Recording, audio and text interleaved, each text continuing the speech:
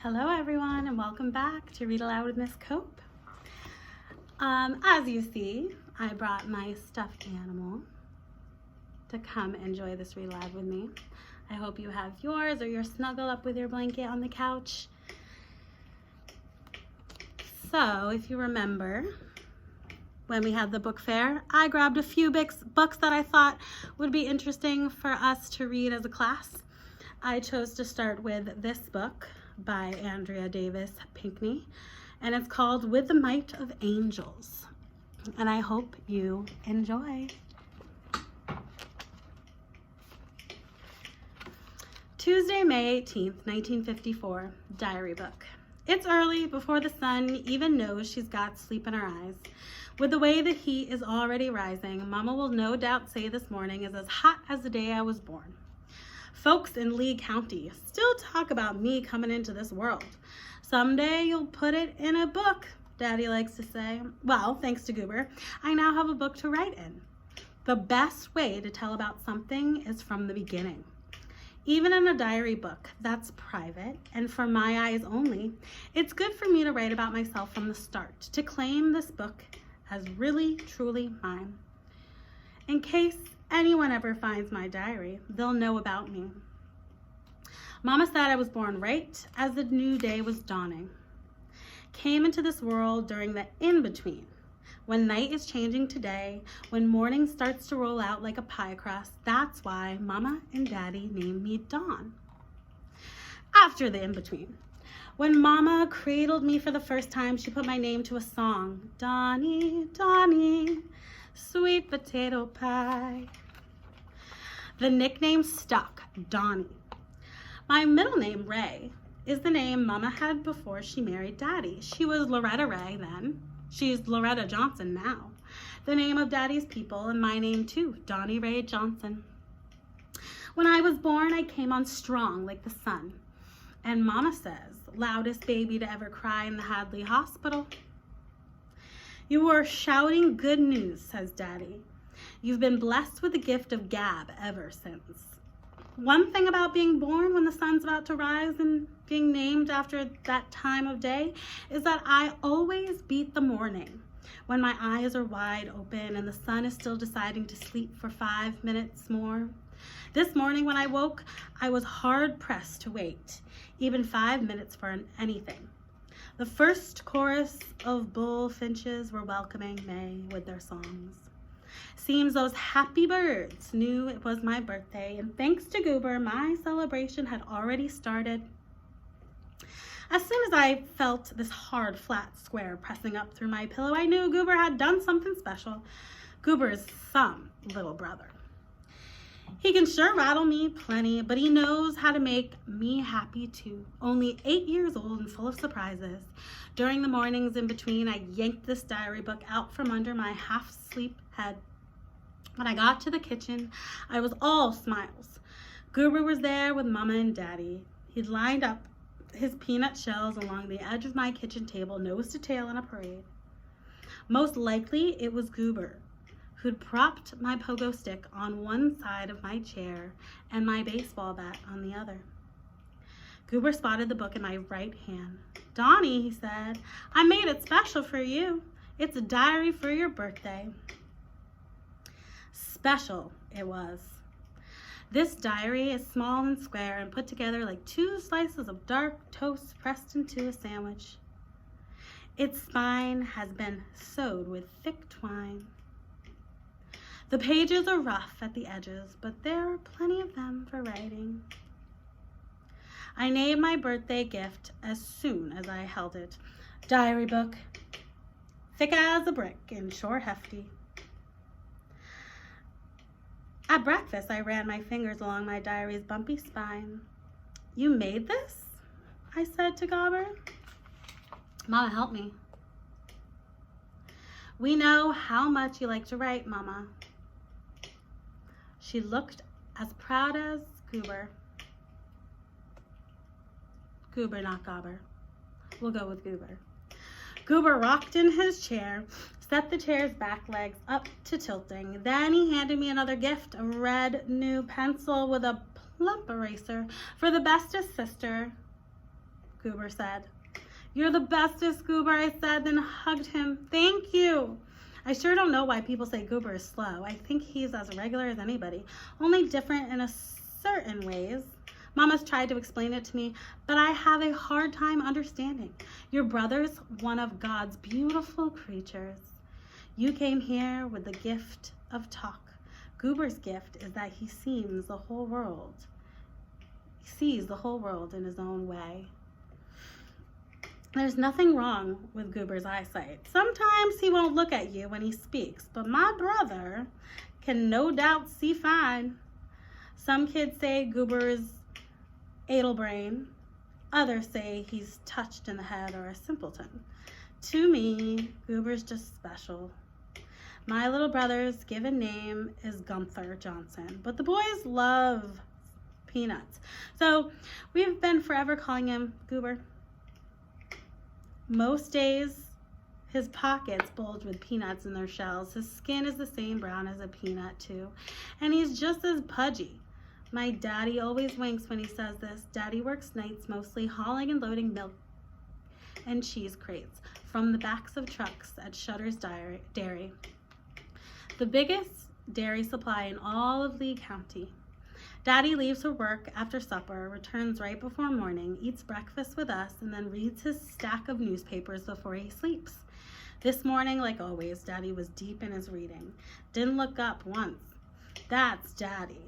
He reads like words on a page are the tastiest plate of grits ever.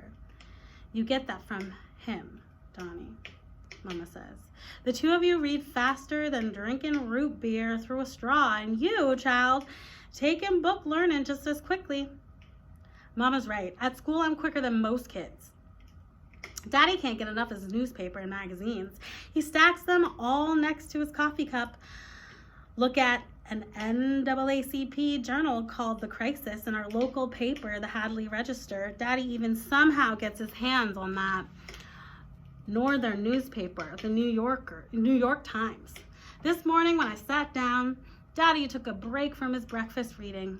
The little smile playing in his eyes told me a surprise was brewing.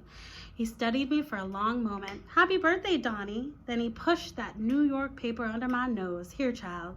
He was eager to show me the front page headline. Clip this for your new diary. I looked carefully. Daddy told me to read what I saw.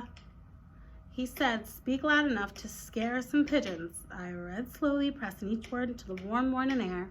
Seems Mama already knew the news. Didn't take her but a minute to hand me a pair of scissors from her sewing basket and a tin of paste from her craft bin. Make your birthday book look pretty, Goober said. Nobody even had to tell me what to do. I knew right off why those scissors and paste brush were suddenly in my hands. I've carefully glued the headline right here as a memory of the day I turned 12. High Court bans school segregation. 9-0 decision grants time to comply. Washington, May 17th. Wednesday, May 19th, 1954. Diary book. I want to tell you everything I could write all night about today, but Mama had already given me 2 warnings. Donnie, lights off. It's past 9 o'clock. At school, kids and the teachers were talking about integration and what it said in the New York paper. I even heard our principal, Mr. Callan, say, an ice storm will fall on the tropics before any white folk let us into their schools.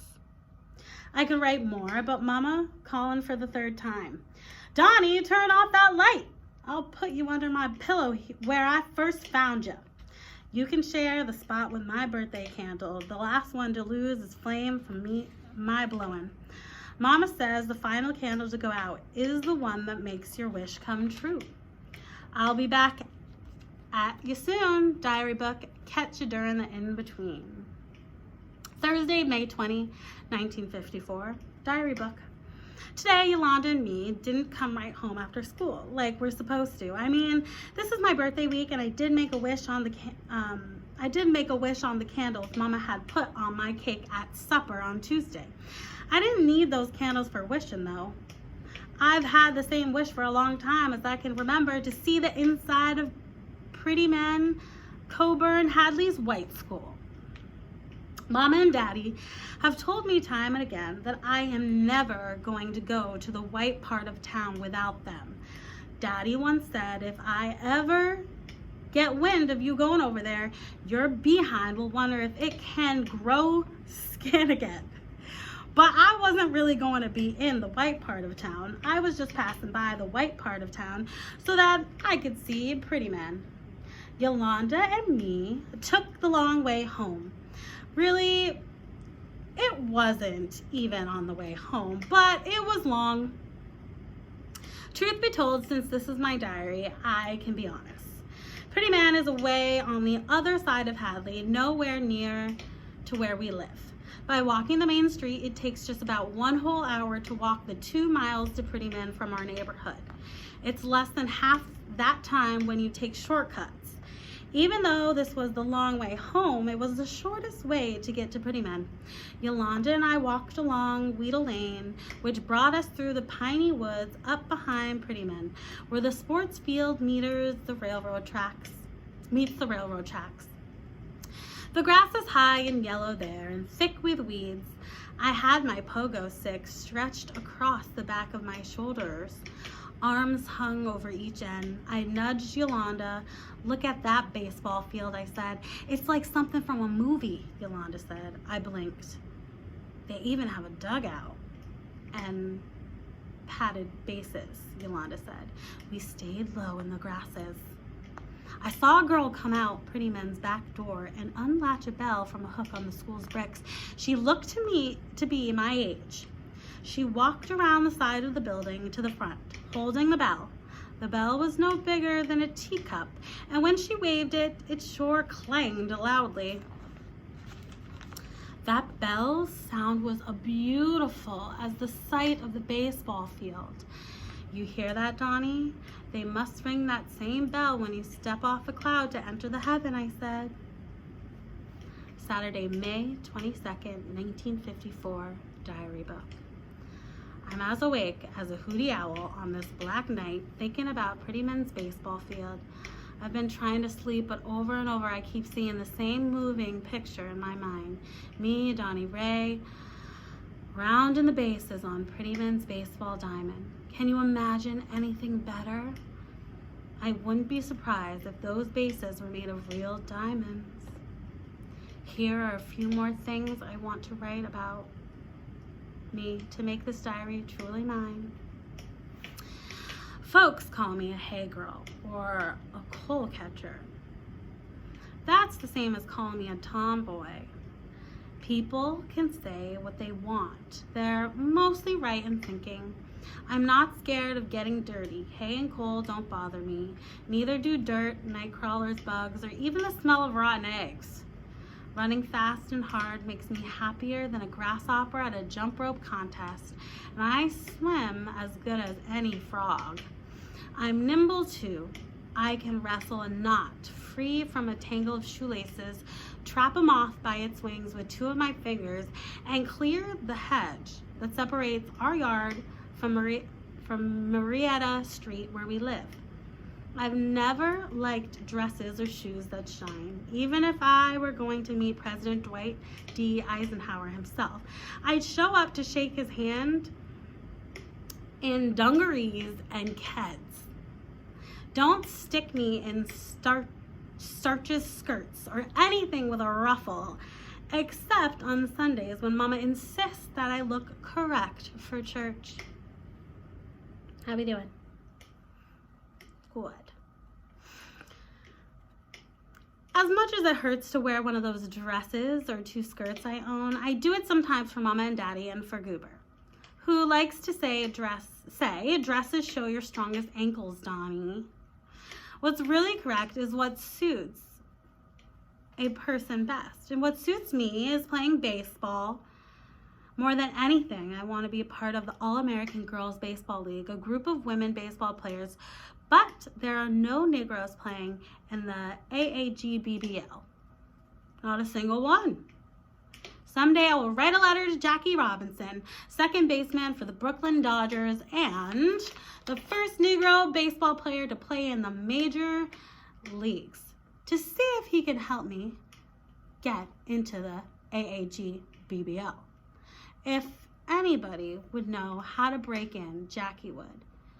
Used to be that Major League Baseball didn't allow colored players. Jackie changed all of that. He stepped over what folks called the color line and added some color to the major leagues. Anyway, for now, I'll have to keep batting in Orm's pasture down past Yolanda's house at the place where Ebert Street meets up with Ladleton Avenue. All right, I'm gonna stop there for today. I will see you soon. Hopefully next time I could bring Spike. We'll see. Toodles.